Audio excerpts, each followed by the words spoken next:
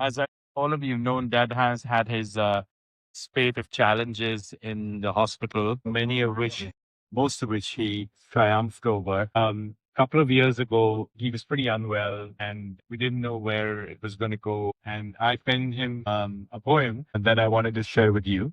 I was very lucky because he got to enjoy that poem. So he knows these words. Nyla's going to be my clicker. So, Nyla, next. Did. Wasn't it just yesterday?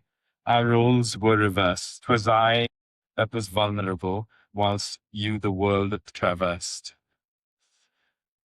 As I struggled to physically, then proverbially on my own feet stand, there you stood resplendent, everything I admire in a man. Another generation cast in the very same mold, with a generous pour of grit and character forged in a heart of gold. Dad, you have always been an exemplar to me of how a good son, husband, father, and friend should be. Some standards you've set I may not quite meet. Your sporting prowess, for instance, in a league few can beat. Yet, there are plenty of genetic traits of which I am not bereft. Your dad humor and 2 left feet are burdens I carry with salubrious heft. As I look into my children's smiles and eyes, like you, I am willing to trade my wings for their future skies. Each time I befriend a stranger or make a friend anew, based on their character, not their bank balance, I think of you. Or each time I discover that steel in my back to stand for what's right, even if I face the sack. That will to zig when others zag, to be true to myself and seek freedom from carrying somebody's bag. Well, most people's bag. For all those times when my blood boils, when someone asks my race or religion rather than for what I toil. For every moment like this from now until time is done, I would be proud to say it is because I'm your son. Oh, very good. Right. Next up is Arvaan.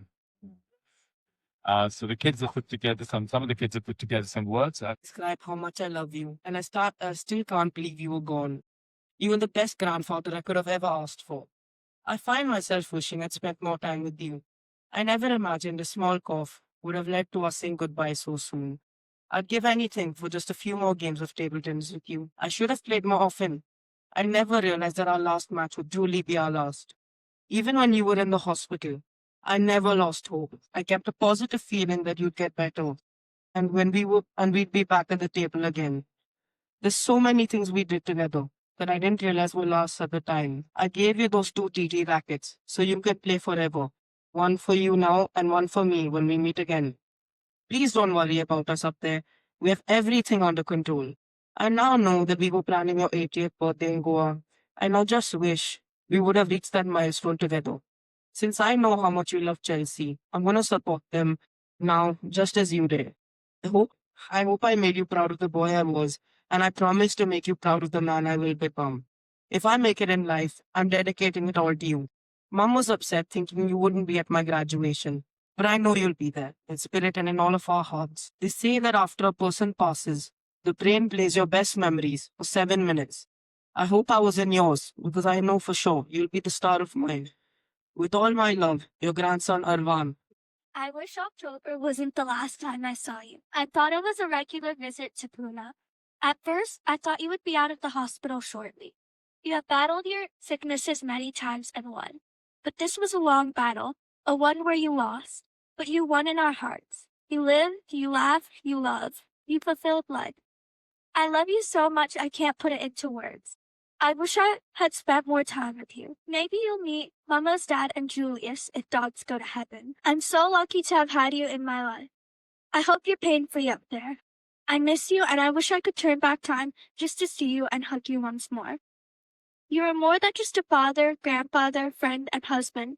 You were everyone's light. I will always remember your comforting smile that would never fail to light my day up.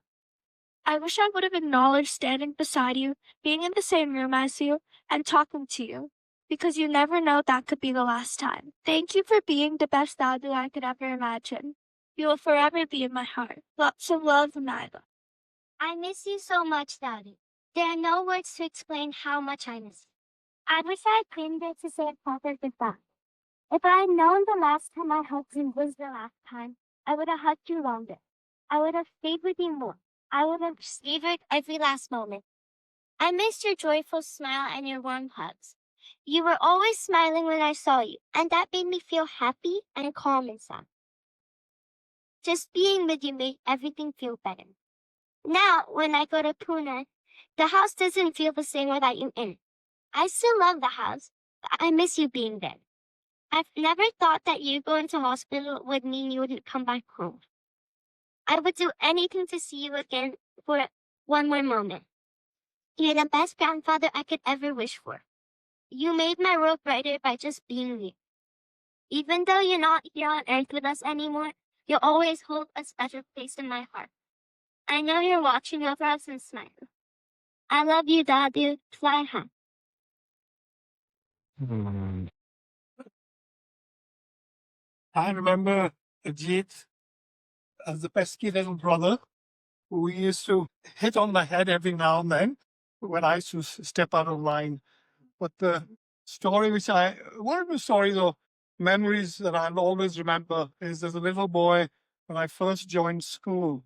I remember seeing him play cricket and he scored 140 not out in one of the matches.